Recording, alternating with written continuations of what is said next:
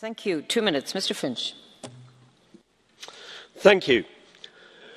You're discussing your long-term budget. Your current proposals to spend over €1.2 trillion of taxpayers' money across this period. That figure is almost impossible to comprehend, and virtually every speaker I've heard this morning wants more.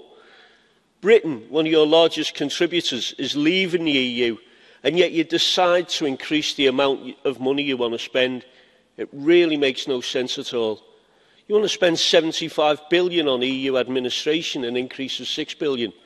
You want to spend €12 billion, a 22% increase on the European Defence Fund that includes military mobility, collaborating in defence capabilities and further standardising defence industrial capacity. Where's this money coming from? You want to create an EU-level common corporate tax base, an EU plastic tax, and taking revenues from a failed emissions trading scheme, amongst other sources.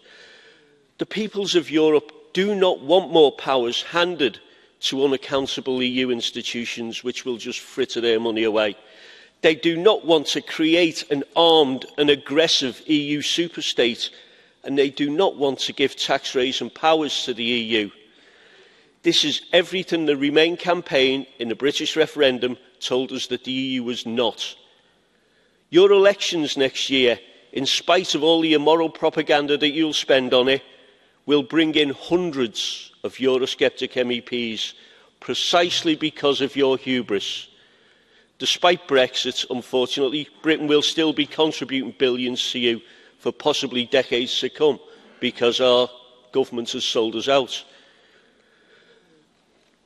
We will make more concessions, and I think this is what you're banking on, getting more and more money from the poor, benighted British taxpayers.